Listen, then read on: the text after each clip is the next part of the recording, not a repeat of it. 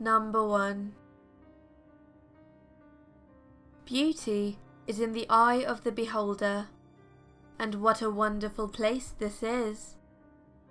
The gleaming faces of everyone walking on the streets, the smiles of little children at the playground, the laughs of the old folks around the table of chess. And who is to know that I am ready to reap their sins and rip them from the beauty of your world? Don't mind me, young one, for you are soon to be mine. Number 2. You loved me so much, it couldn't be expressed in mundane ways.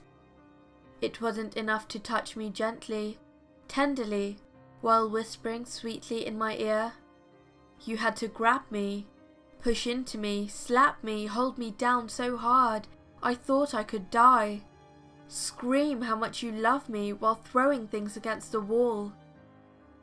Our love was explosive. My family and friends didn't understand. They tried so hard to tear us apart, but I wouldn't leave you if it killed me. Our love was too important. I'm sorry that I was too weak in the end. My body couldn't sustain the enormity of our love. We had a fight. You tried to console me, remind me of how important I was to you by caressing me with your fists, kneading my body with your booted foot, hugging my neck against the wall. Our love was overbearing. Don't worry, my love. I said I wouldn't leave you if it killed me, didn't I?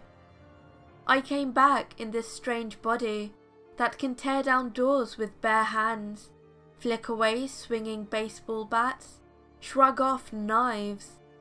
I'm back, my love. I came back stronger, and now I can love you back properly.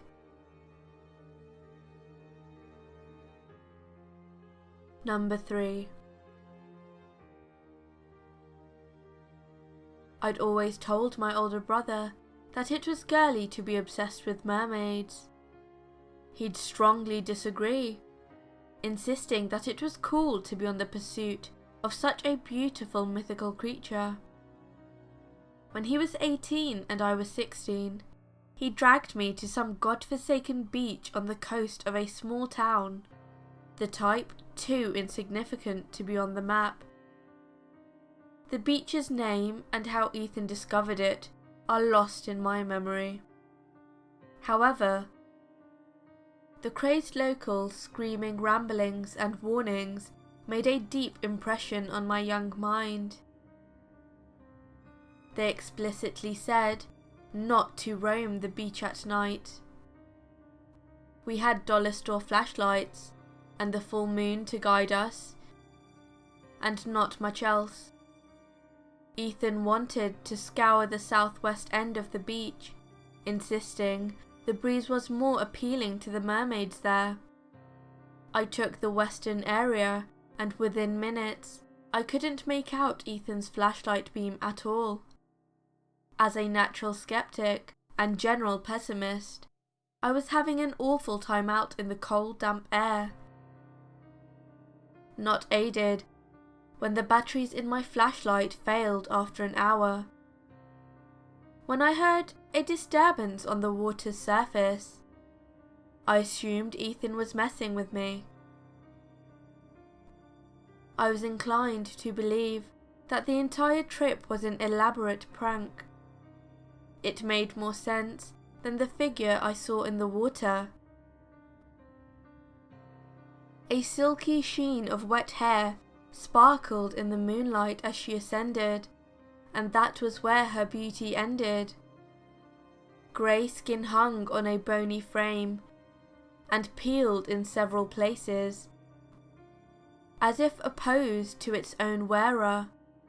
The skin between her fingers was torn and filmy, and her fingers themselves ended in claws.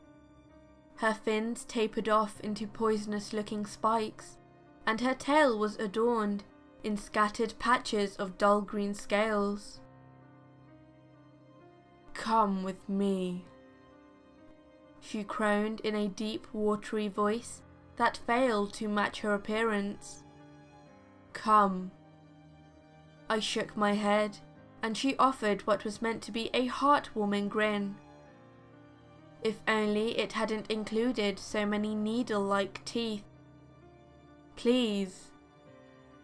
She beckoned, and again I shook my head, backing further and further away from the water. On the sand, there was nothing she could do. She frowned knowing this, calling to attention a few spots on her face, as well as a blue smear across her mouth. Scales and fish blood.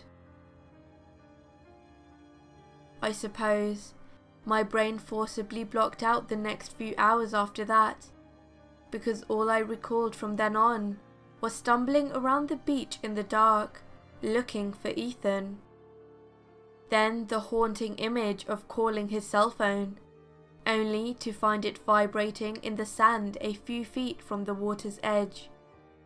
It occurred to me that Ethan had been obsessed with mermaids his entire life, and that the appearance of one would not serve as much of a deterrent.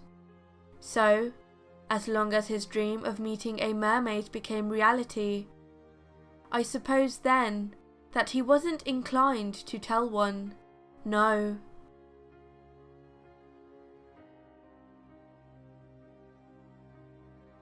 Hello everyone, SinisterShaf here. I hope you enjoyed this short collection of stories. I would like to say a massive thank you to the authors of these stories. To ChikatoXXVII for the story Beauty, Azabear for the story Violently in Love, and TeamShadowWind for the story The Summer I Met a Mermaid. Thank you to all of these authors for giving me permission to narrate their stories. I really appreciate it. So, if you enjoyed this video, then please remember to like and subscribe if you haven't done so already. Also, leave me a comment down below telling me which one of these stories was your favourite. And, as always, stay sinister.